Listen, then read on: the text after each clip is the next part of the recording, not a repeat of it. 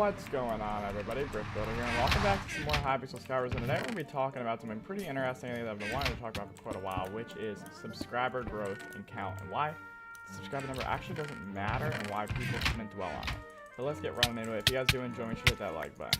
So to kick things off, to clarify, for anybody who doesn't know, subscriber is basically anybody clicks a button and they get notified of whenever videos get posted. Although notified is kind of a funny word because, well, you don't actually get notified all the time.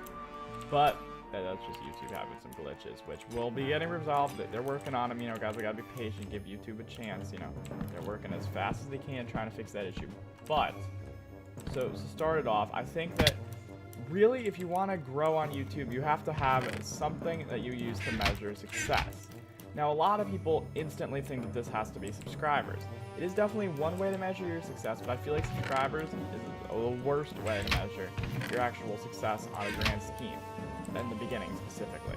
Because sure, it is a good gauge for, you know, how many people technically have enjoyed your content, but it's not really accurate in a way of how much you've actually succeeded, because subscribers become inaccurate and irrelevant, you know, in a way, because, you know, people leave, they move on, they go to different channels, but they don't unsubscribe for you and all that sort of thing all the time. But at the end of the day, subscribers is really just a number, and I mean, I notice myself having this too, or maybe my subscribers don't equate to how many views I should be getting and stuff of that sort. But I think that people gauge it in the wrong direction. People take subscribers as, oh, I'm not getting enough subscribers, I'm doing something wrong.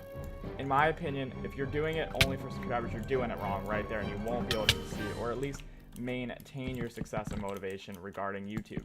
Because subscribers is a number that you really have no actual control over, and you can't justify any sort of guaranteed way of improving it or increasing it. Which is why generally using subscribers as a way to gauge your success always ends up failing, and that's usually not something you'd like to try to, you know, you want to try to use a measure that can help you accurately see success. So the way that subscribers really work is, yes, it's good to have them, but they don't make or break your channel at the end of the day. You know, at the end of the day, if you're focused on subscribers and you have a couple months where you're not really gaining that much, or you keep losing, you're going to get demotivated, and you're probably not going to be able to sustain your YouTube career for nearly as long. I've been doing YouTube for nearly 2 years now, and yes, I guess you could argue that after my 600 videos or so, I should have more subscribers, blah, blah, blah, blah, blah. But at the end of the day, I'm happy with it, because the way that I define success is different than how some people do. I think if you want to long-term your YouTube career and you want to keep yourself at the same motivation level, which for me, I've been motivated since my first video till my most recent video, which you're watching right now. I've been the same motivation. I haven't gotten demotivated at all in those 2 years, besides maybe a week here or there, but those were for completely different justified reasons that really had nothing to do with any sort of YouTube aspect. It was more of a just IRL sort of thing. But what I'm trying to get at here is that if you focus on a different thing, if you focus on something that you can actually define, that isn't well, it could be numerical, but I myself try to stay away from numerical stuff in general, just because I think if people get too caught up in the numbers of YouTube, and that is definitely, you know, important if it's your business, you need to have the numbers and all, you should know them. But if it's not your business, the numbers at the end of the day don't mean all that much. Yes, having big numbers might be cool, but if that's the only reason you're doing YouTube, it's gonna fail. You can't do YouTube to try to become famous anymore. It doesn't happen. You know, you can want it all you want, but the chance of it happening is very low. So if that's your only reason for doing it, you're gonna fail. I myself measure my success on my community, not the number of people in my community, but rather the interaction and the feedback my community gives. You know, that's why comments, I reply to almost every single comment that I can.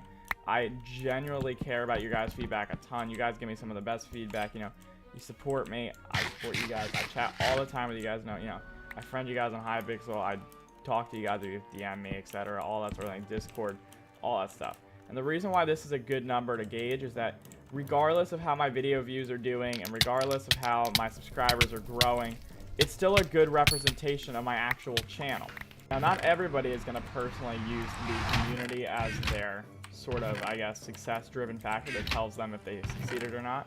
That's completely understandable, and everybody should have their own version. Not everybody is going to, you know, expect that's what they want. You know, not everybody does YouTube to try to build a community like that. I myself, that's why I have, you know, that's why I made my channel, basically, was to build a nice positive community. But not everybody has that as their focus. So if your focus is something along a different line, try to somehow drive your focus into what you can measure as your success. It's a bit more confusing when you first think about it, but if you really sit back and you really analyze like why you started YouTube, which if you just take a moment and you really think about it, think long and hard about why you decided to start, you know, and what has kept you going. Like for me, it's been my community. You know, there definitely have been times where I've never really gotten to a point where I would quit, but I have gotten to a point where it was like, what if I didn't do YouTube right now? What would I be doing sort of situation, you know? And it was a very different situation than I thought of. You know, now, I'm not planning on quitting, obviously. Trust me, guys. There will be a video on that if that day ever comes, but I don't think it will because my, you know, success-driven factor is basically based on you guys, and I don't see you guys leaving anytime soon. You guys are very supportive of me, and you guys are the viewers. But, you know, if you choose something that you can actually gauge that isn't usually numerical, although you could do numerical. Like, you could go for likes, you could go for comments, but I personally don't think that likes is a good gauge. I think comments is definitely better, but it's definitely not the only one I would suggest, you know. Whether you do something like another good one is how many people come to your streams and are active in those and all. That's a good one because, you know, that'll show you. If you like, you know, have regulars and all that stuff, but everybody has different sort of success measures. And I mean, yes, subscribers does work for some people. Some people are able to grow a channel at a pretty good speed where subscribers is enough to keep them motivated. But for somebody who might, you know, go through a phase where their subscribers go down and they are not gaining, you'll get demotivated there, and you can only fight through demotivation so many times before you're going to want to give up. And not everybody will give up, but the thing is that you're going to want to. And eventually that'll show in your videos, and then it's just a downhill spike right there. So in theory, really, if you go for a number that's more along the lines of not likely to decrease but only increase, you have a better chance of succeeding and keeping your motivation on YouTube going for a really long time. But like the thing with, as I've said before, the subscriber growth is really not the greatest way of gauging this, just because you can compare yourself to other people at the end of the day, but that's not going to make or break your channel at the end of the day. If my channel's getting 10 views a video with my subscriber count and somebody else is getting 10 views with 1 subscriber or even no subscribers, at the end of the day, that doesn't really affect me and my success, and doesn't demotivate me because my goal is my community.